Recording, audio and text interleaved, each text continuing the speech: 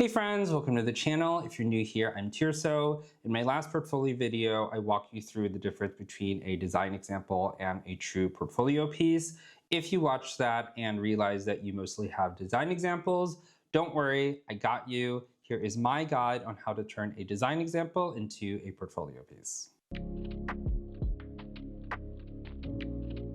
Quick recap on what makes a portfolio piece. It generally needs to demonstrate your design skills and solve client problems. A single poster or a logo might be the start of that, but it does need to be built out more in order to carry weight. And listen, I'm never going to sugarcoat anything for you. This is a lot of work. It is painful, but even experienced designers still have to do it. So if you're struggling, join the club. Most of us are introverts, so join us separately. This is a fact sheet I worked on years ago. I'm a very different designer today than I was back then, so I'm looking at this from a very different lens design-wise. Regardless, it's not a portfolio-worthy project. Can we turn it into one? Let's try. Laddering it to our requirement, it does demonstrate a design aesthetic and it was on brand for the client. Great. Does this solve client problems? This project did what it needs to do for that client. However, it doesn't solve much for a future employer or client unless they're hiring for a fact sheet designer, which is not a real job. With the portfolio, you have to remember that you're not there to explain the work. So if someone were to see this, they would say, cool poster bro, and move on. To be competitive in the market, you can't just sell design skills, you also have to sell creative strategy, which is why one-off visuals don't cut it anymore. Clients want to see design systems so that they can visualize your impact on their business. If they need a website, they want to see a website. If they need marketing, they want to see social, email, all of it. So yeah, this fact sheet isn't doing anything for anyone. We need to turn this cross-format, so what are the options? Here is a list of different formats you can pull from. Of course, I made it a PDF. You can download it for free in the description below. It looks like a lot, but that only goes to show the range graphic design spans. You only need 2 to 3 to round out the project. When choosing formats, in particular for spec work, it still needs to make sense. I've seen projects where the designer shows a logo, but then pairs it with a brochure, which are two completely different projects. You have an identity project and then layout design, but you don't have anything that connects the two elements. They also sometimes put the logo on a canvas tote bag, a water bottle, maybe a sticker. I get that the idea is to show how the logo lives in different formats, but it becomes less believable as a real project when you are filling design space versus actually solving client problems. So let's talk about why format decisions matter. I don't think water bottles or stickers do much unless you're presenting the project as a marketing event. If it's a clothing boutique, don't show the logo on a tote bag, design the bag customers get with their purchase. You could also design the tags that go on the clothing. Maybe it's a takeaway card. If you're thinking about a brochure, it's probably better designed as a newsletter or a website. This is why I always say to have a client, even if it's a fake one, because if this was a coffee shop, you would probably design the cups, napkins, or coasters that they're going to be using. If it is a water bottle or sticker, maybe it's better to show it as a lifestyle shot inside of a coffee shop. The extensions I'm going to do for this example were other offerings that we provided as an agency. This can work in print. I don't think a magazine page will help it because it's just the same design with a different orientation. So I'm going to design it as a high impact unit and social promotion, and that's it. So why only 2? Because this is spec work, you probably have stronger projects. The goal for this is to fill in a gap in your portfolio and just showcase how you think as a designer. Starting with a print piece, high impact units are the custom print pages in the magazine. I decided on a bookmark. The format will be the advertiser brand ad on the left, the department section opener on the right. For the opener, I definitely want the edit to be about protein. Shouldn't be directly about eggs because paid edit is actually against ASME guidelines. Even if the project is fake, we want this to feel as real as possible. Okay, let's design it. Starting with the front, we need an advertiser slug at the top, a head and deck, sponsor lockup, I'm using 3 of the tips from the fact sheet, 2 about food and 1 about eggs. I also want a QR code driving to the online article. The last tip is about making omelets with your kids. So on the back, it will be an omelet recipe. Super simple. We ended with the advertiser logo again and a CTA driving to their website. Just want to talk about how this execution helps the project.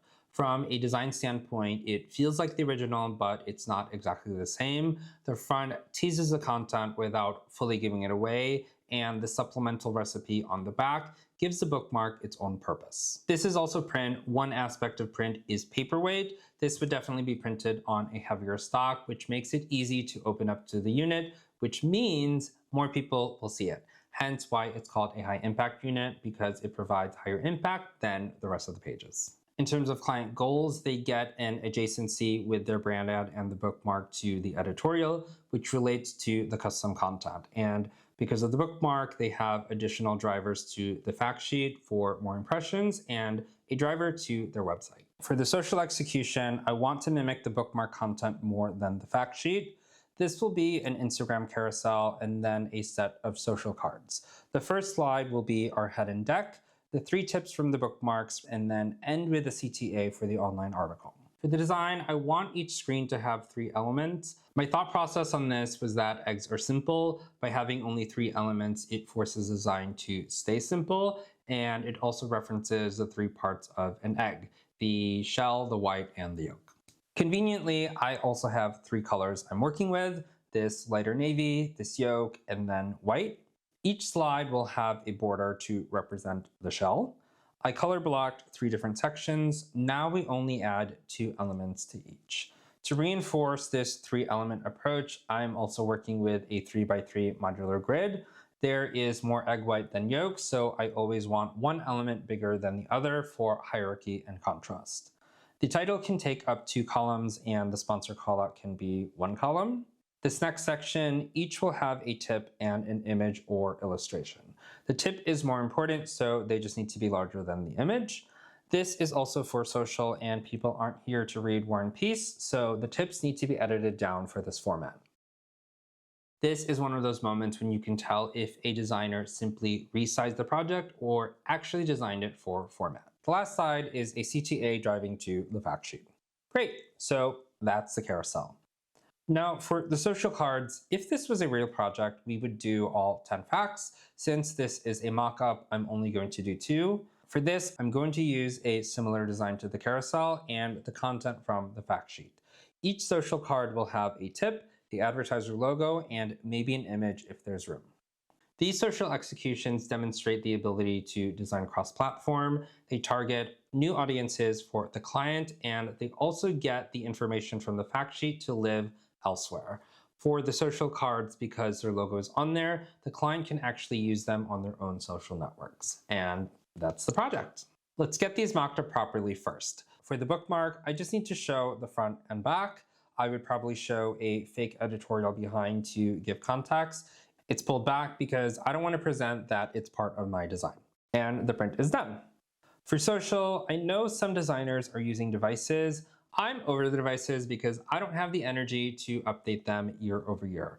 You work on a project, or maybe you have them in your portfolio, and in 2 years' time, the projects look outdated because you mocked it on an iPhone 37. I'm not interested.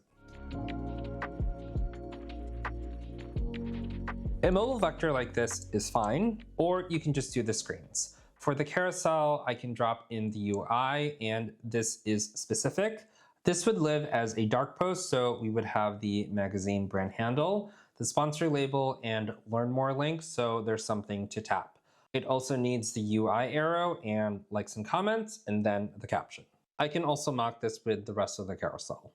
For the social cards, these will live on the brand handle as a sponsored post, so the label is paid partnership with advertiser name. The UI, the caption, and we have 2 of these. Looking at the new extensions, I started with just the fact sheet. Now it's a full cross-platform branded content system. It's still not going in my portfolio, but at least you know what to do. Okay, as always, we need to be able to talk about our work eloquently. Because we made this up, you might think that you need to invent something to say. I'm here to tell you that you don't. Talk about it exactly how it came about. Something like, this project was for said client. It's a fact sheet that lived on parents.com talking about the benefits of eggs. There's only so much you can do with eggs, so I wanted to give it a more visual approach. This was the only deliverable, but I really thought it could benefit from other executions, so I created a bookmark that could live in the magazine. The front teases the fact sheet and drives to it. The back features a recipe and drives to the advertiser website.